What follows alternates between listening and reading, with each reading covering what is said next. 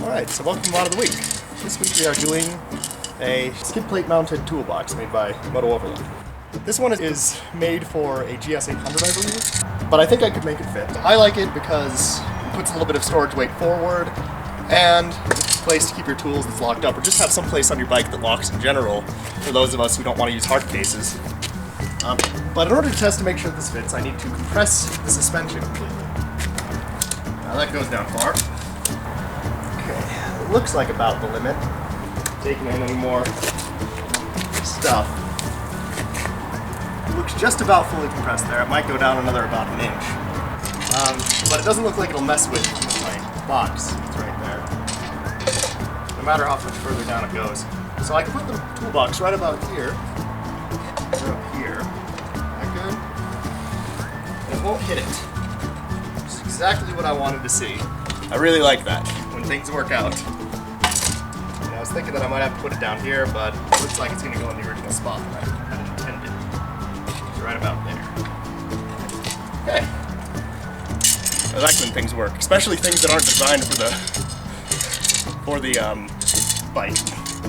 Toolboxes are a common thing that you'll see on KLRs, the really heavier adventure bikes, or the GS800s or whatever. It's not so common for something so light as my bike, just because people don't like carrying around that much extra weight. They don't do long rides. I mean, they're within an hour of a toolbox. But if you ever want to take some adventure touring, you really need to carry around your tools. Yeah, but this is what I've been using for the most part, is just a tool roll, and I've been affixing it to the side of my bag. The problem with using one of these is that people can get to it. I could put it in the bag and then use a luggage lock, but people can still get to it, and it kind of gets in the way. It takes up luggage space. And it puts heavy tools, you know, this thing when filled weighs maybe 20 pounds, you know, full of tools. And the other thing is when people get to it, they can take off anything off my bike, and some of the more expensive stuff, like the steering stabilizer, if they can get to that, then that's $300 that somebody could just steal. Or they might be able to get stuff off the bike, like bike locks or other things preventing the bike itself from being stolen. So there are a few different options for putting tools in your bike. There's the tool roll, which is a pretty easy, convenient way. You can put it anywhere. Then I also have a fender bag, which is good for off-road. It sits right on your front fender, and you can actually lace it on. But the problem with that one is, for holding regularly, it makes you have a lot of wind shake. Since it's this big, huge weight on the front of your fender, it makes, at any high speed, any speed at all, even over like 30 miles an hour, your steering starts shaking and it just gets uncomfortable. So it's not a real practical thing in general, but people who do pretty much only off-road with their dual sports will use those.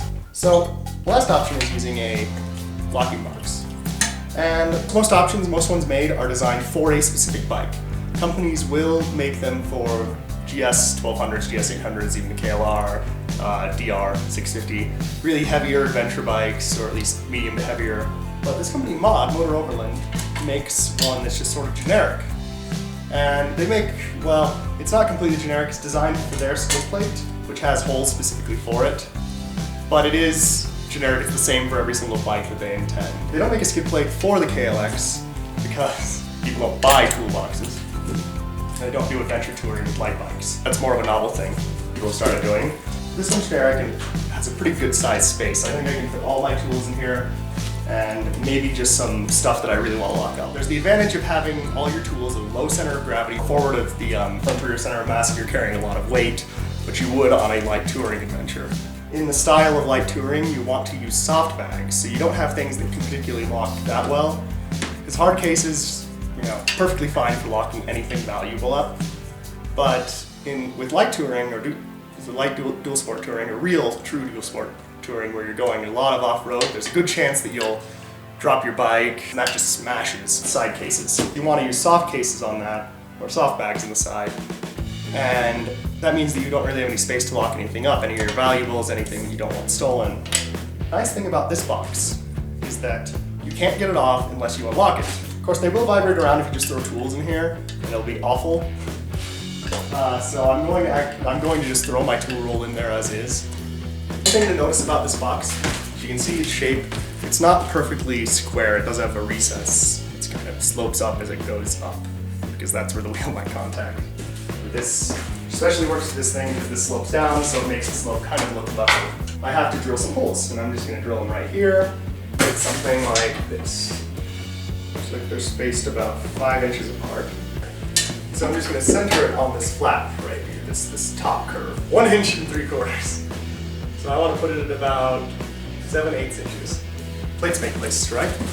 So in between, so I'm moving 1 inch down from the top, and the distance between the two gaps, so it goes like this.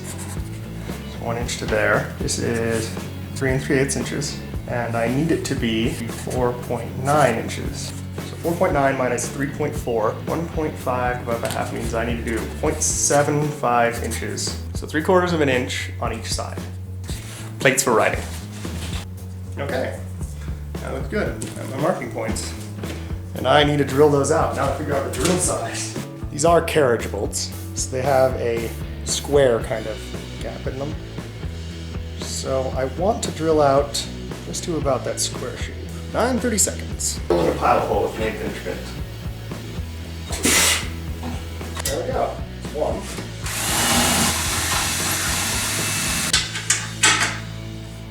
Yeah. Now these are 1 unit. So that'll be nifty or horribly dorky on my bike, but it'll hopefully provide what I need. And to attach this good plate to the frame. I guess that the angle that I chose made it run into the frame a bit there. So I've put in some tape and it's pushing against it. When I was cranking down the bolts, it bent out this thing, I think, a bit. But it feels okay. Close enough.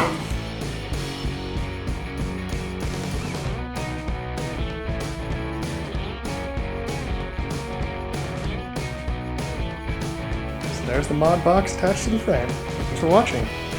It's the mod of the week. If you want more of these things or want to know more about dual sports, be sure to subscribe.